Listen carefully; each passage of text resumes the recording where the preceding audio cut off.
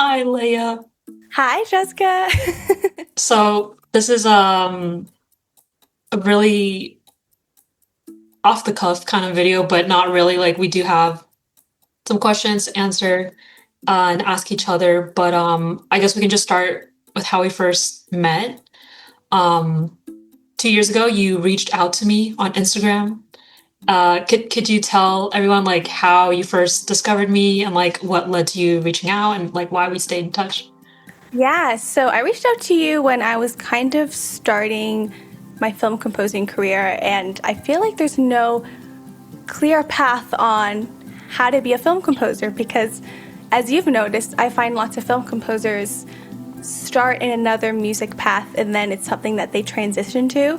So when I was starting the film composing career, I was watching a lot of your videos and I was like, oh my gosh, she's a woman, she's also Filipino, and I'm resonating with everything that she's saying. So that's when I reached out to you, and we've been in contact here and there ever since, and still love watching your videos. And I'm so honored to be here. So thank you so much for Yay. having me.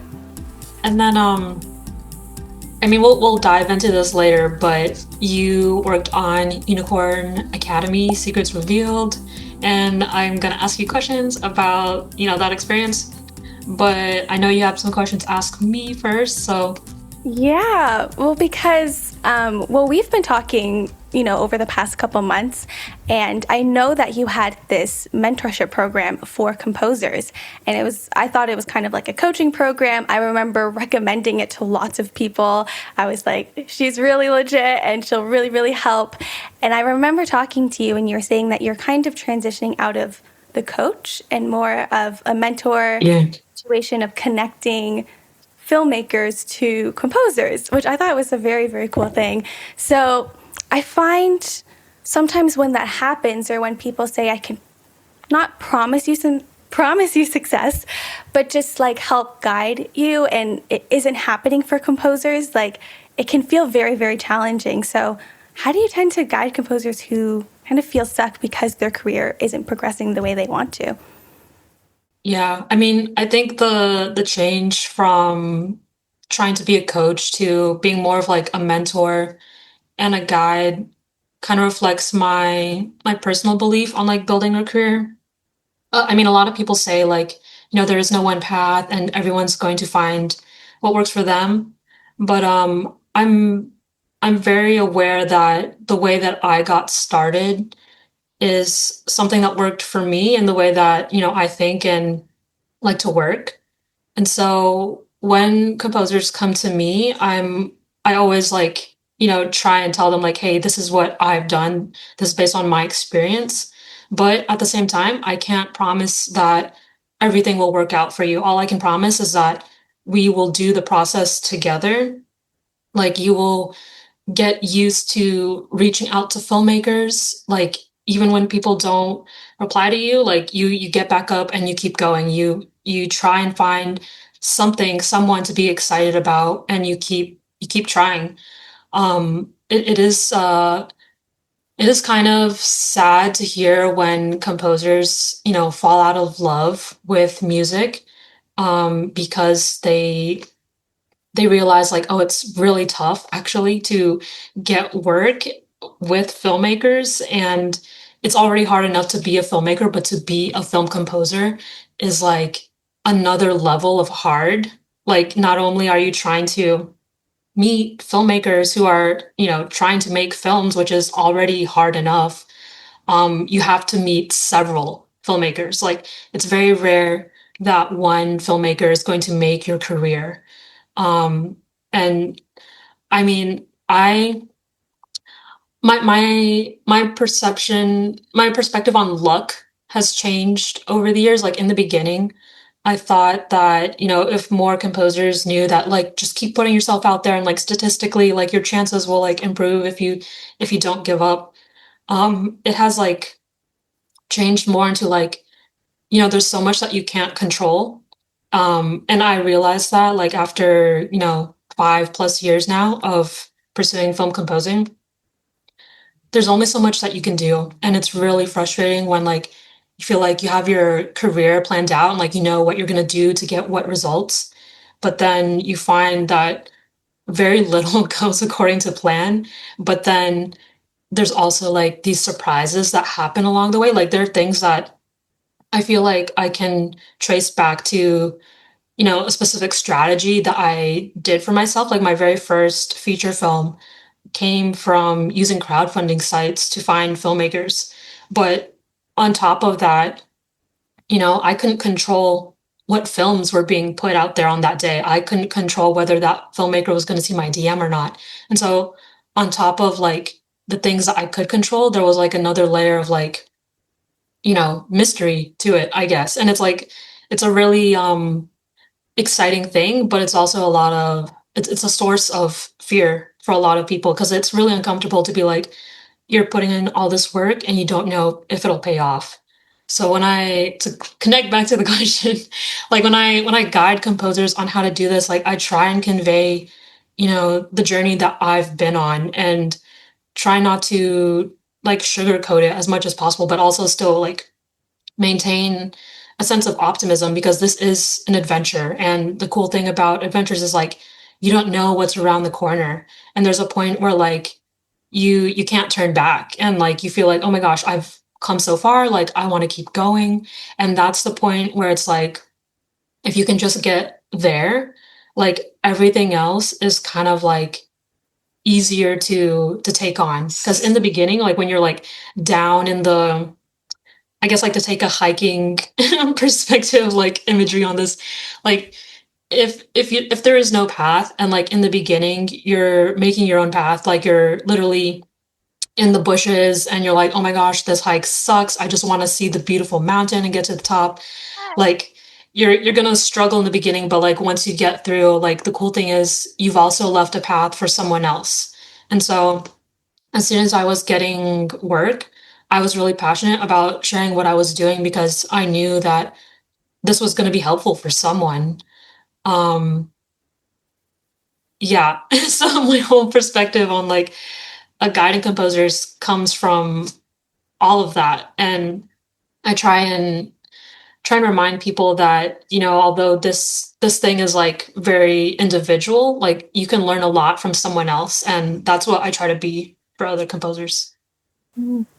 I also have another question about your experience, but also how you mentor these other composers.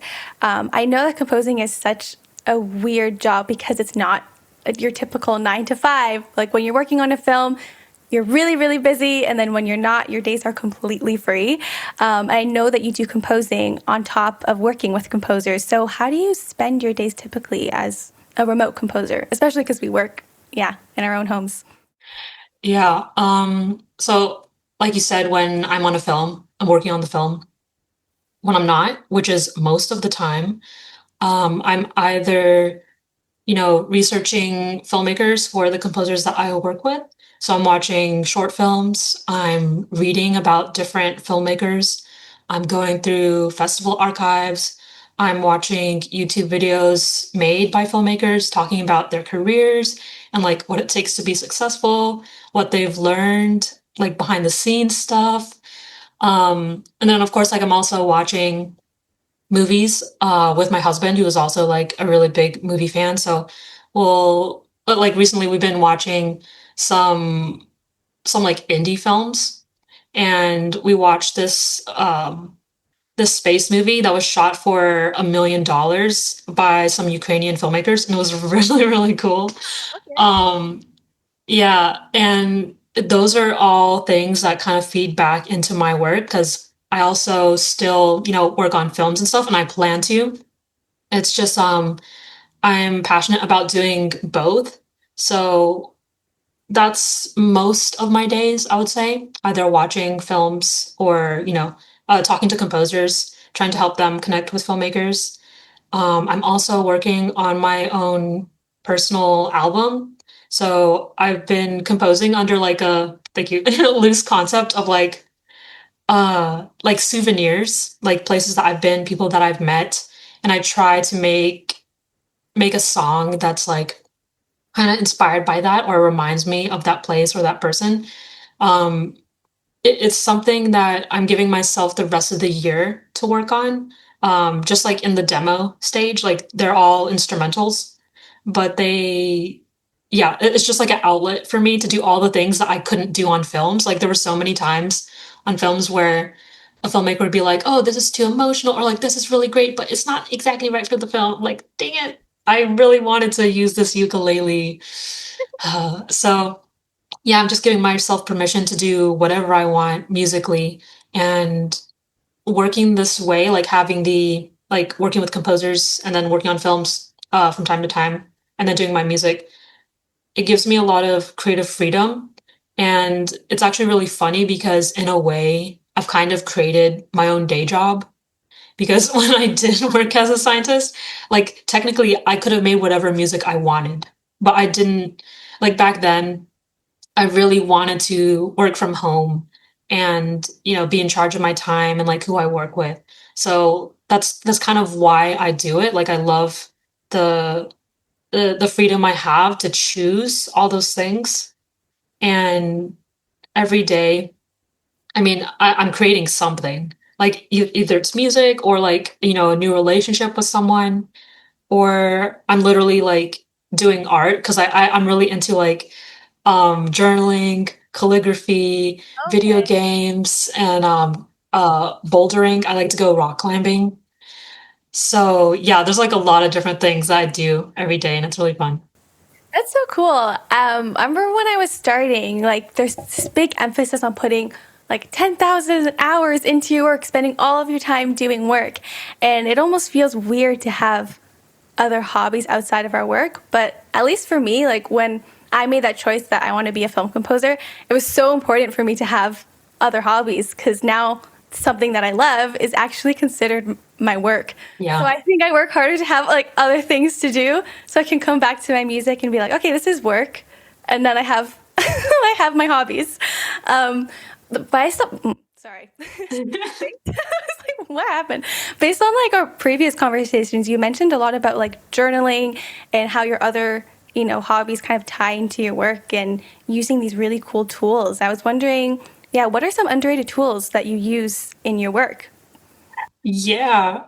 I I use notebooks, and I love notebooks and fountain pens, and I feel like everything that I do, from, watching videos, learning about filmmaking and filmmakers, doing research, and also just navigating my career in general, it's been the pen and notebooks.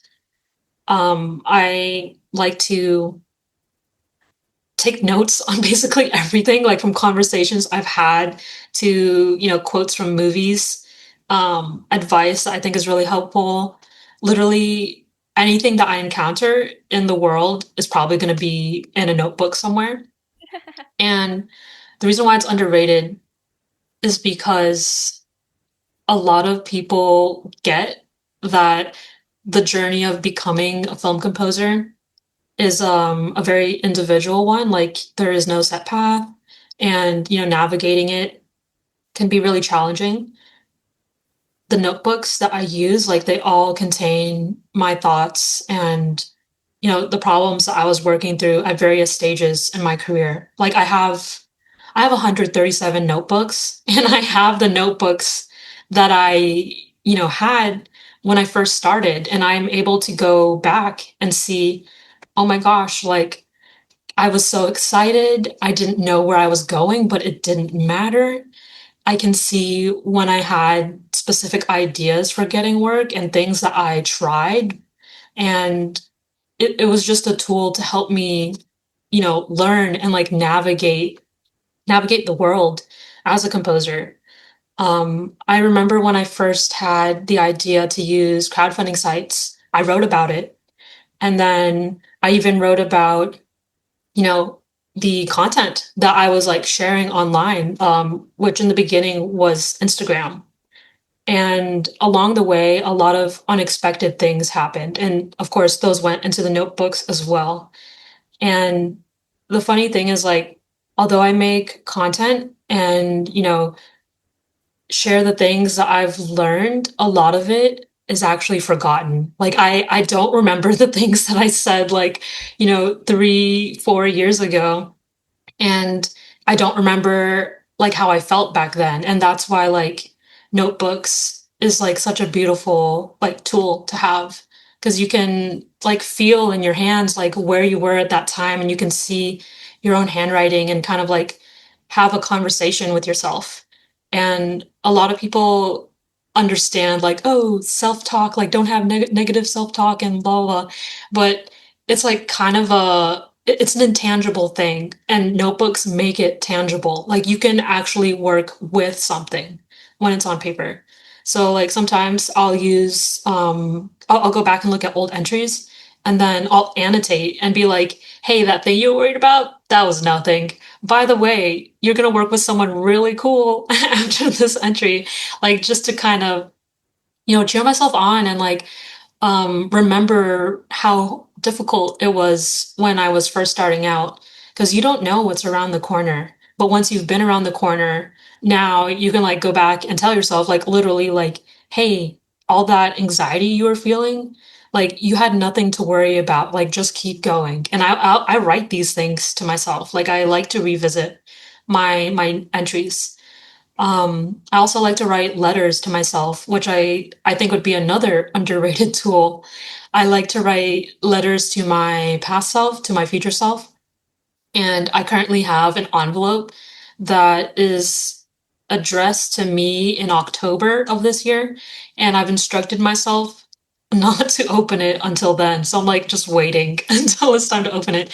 But Oh my goodness. yeah, and I find it really helpful to write these letters when something really positive happens so that when I'm feeling down, like I can remember the good as well because it's so easy to like just focus on like the hard stuff, the bad stuff. Um the whole point of this, career and adventure is not because it's like it's not like a 9 to 5 at all. Like you're not guaranteed work just by showing up. You're not guaranteed getting paid just by showing up. Like it's something that you have to work at every day. And it comes with, lots of ups and downs. And I like the letters because it's like such a personal thing to like hear from yourself and like who knows better than you like what you need to hear. Yes, So you know. yeah, those are my underrated tools. Yeah, oh my goodness. Yeah, when you were thinking, oh my gosh, when you were talking about like, the notebooks and like the things that you would write down and you would read in the future, it kind of reminded me about something that I was doing while I was working with Netflix because that was like, such an amazing project. Also, tons and tons of learning lessons, like the most. And I used to call them disappointments or mistakes. And that's a really weird way to word it, but I just thought I was messing up. So I'm like, I'm so mad at myself for not knowing things.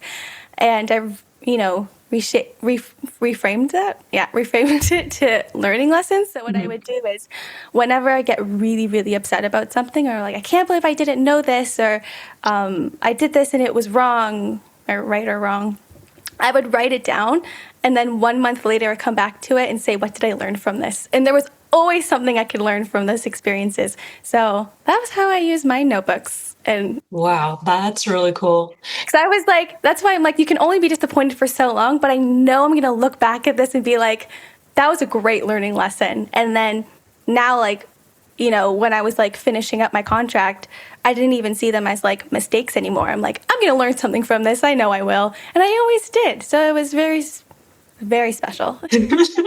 Like, messing up my words. What? Yeah.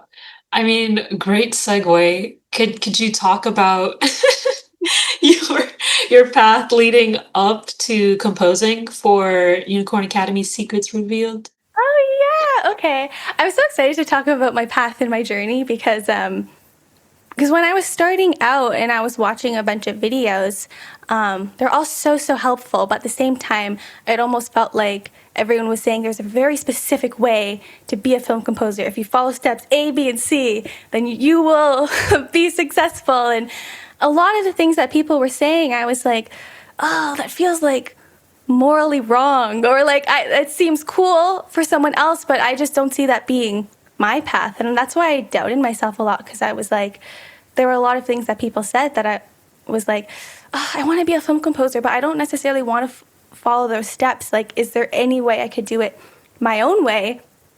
And that's kind of what I've been learning. And Mhm. the truth is that there's like 1,000 different ways to get into this industry, which is really cool. I have lots of mentors now who always, when I ask for advice, they always say, well, I wouldn't say follow this, but this has worked for me. That's what I say now. Because for me, when I started film composing, it was very much from all of the animated movies that I would watch as a kid. I'm obsessed with animation, Disney, Pixar, like that was my childhood. And everyone kept saying that you're going to grow out of it. I feel like becoming an adult, I grew into it. That's how I grew into it. And that was like kind of how I started writing film music because I would just love listening to animated soundtracks all the time. And, you know, there is something about when you. Did you hear Ooh, that? yeah. What was that? I have no idea what that was. Oh my God. Anyways, Spooky. because when you're getting started in working with filmmakers, and if you meet filmmakers, it's very much you don't know what kind of film they're writing for, right? Which is fun because it's nice to write things outside of your comfort zone. But I remember there were always very specific projects that I wanted to work on, like specific animated projects. So when I wasn't out meeting filmmakers, I'd be like, okay, well, what kind of music do I want to write? And I would, you know, reach out to people that have films that align with the music I want to do. And so I was kind of very known for doing a specific type of music. And I remember when I was in music school and like we would play certain tracks and everyone's like, that's Leah's. I'm like, how do you know? There's no name on it. They're like, it just sounds like you. You have a vibe. I'm like, okay. Mhm.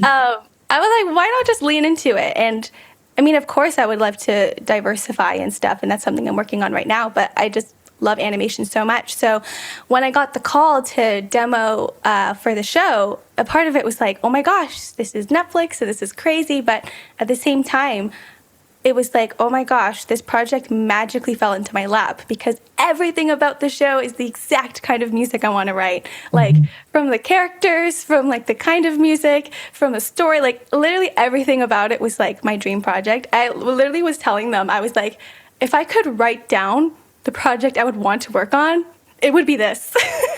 So it was really crazy. So that's why you know, working on the show, a part of it felt really strange, but in a way, it felt like coming home. I felt like, Yeah. okay, this is what I wanted to do and was meant to do.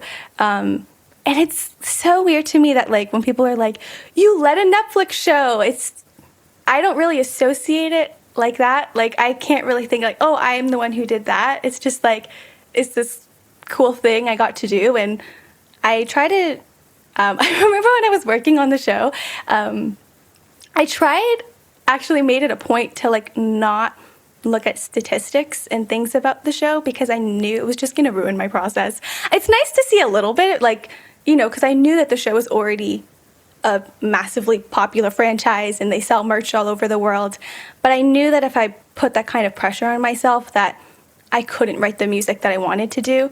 Like it was really hard the first few months because I felt like, oh my gosh, it's this big project. I have to write my best music. And I get so mad at myself because whenever I have to write my best music, I write my worst music. It's like so bad.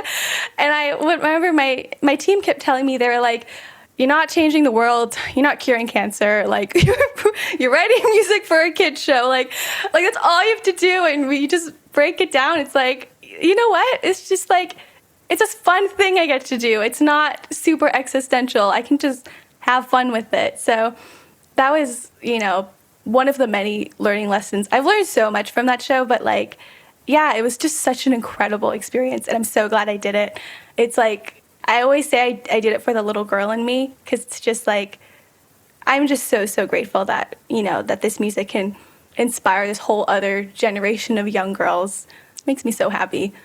Oh, Wow. I love what you said about working on the show feeling like coming home.